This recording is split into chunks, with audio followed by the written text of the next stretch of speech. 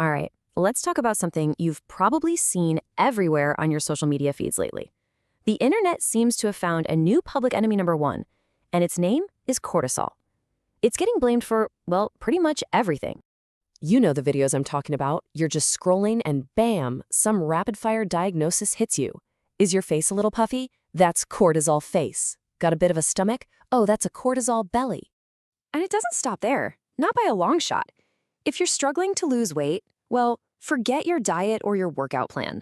Apparently, it's all down to this one sneaky hormone that's sabotaging everything. And of course, you know what comes next, right? Whenever there's a problem, someone just happens to have the perfect, sellable solution.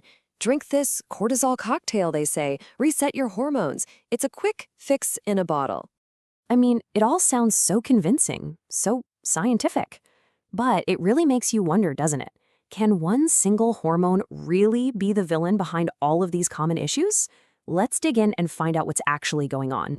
So, to start, let's get back to basics. What even is cortisol? Because it turns out the internet might have this one completely backward.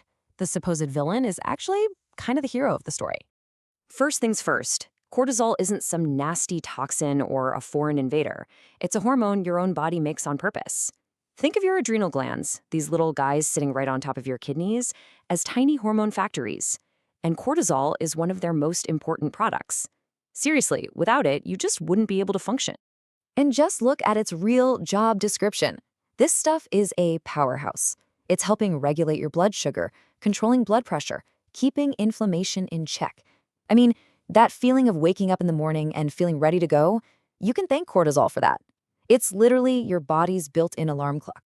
Okay, so if cortisol is so helpful, so essential, where does this whole reputation as the stress hormone come from? Why is it getting such a bad rap? Well, this is where the story gets a little more nuanced. Here's a great way to think about it. Your body's stress response is basically running on ancient software. Thousands of years ago, stress meant a tiger was chasing you. Your body would release a flood of cortisol to give you the energy to either fight that tiger or run for your life, the classic fight or flight response. Fast forward to today, that tiger is now a terrifying email from your boss. But your body, it launches the exact same ancient survival program. But here is the crucial part that everyone seems to miss. That temporary spike in cortisol isn't a bad thing. It's actually your body helping you out. It sharpens your focus, gets you ready for action. You know that feeling of nervous energy right before a big presentation? That's cortisol doing its job, helping you perform under pressure. It's not only normal, it's beneficial.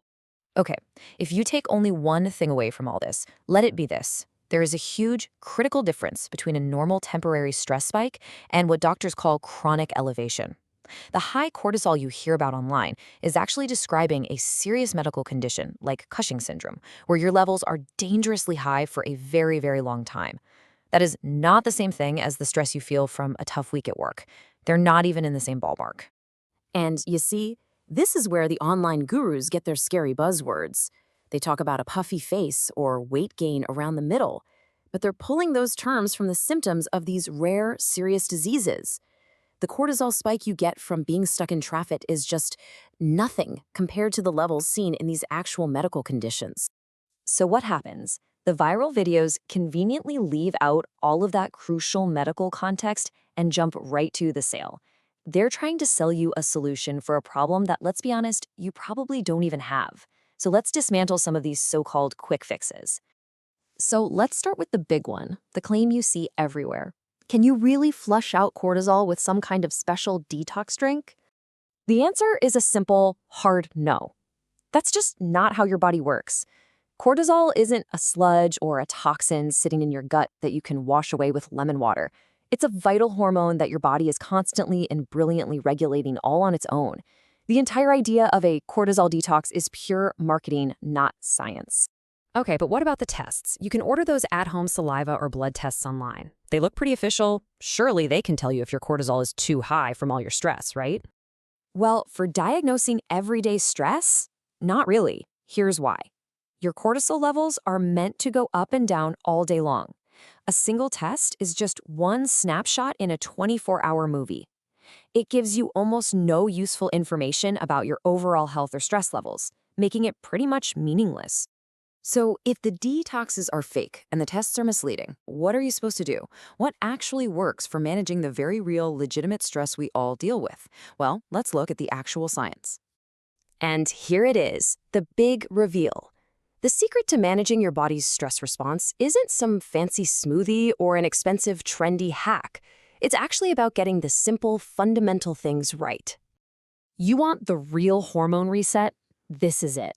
Getting consistent, quality sleep, eating a balanced diet with nutritious food, moving your body regularly, and actually making time to relax and unwind.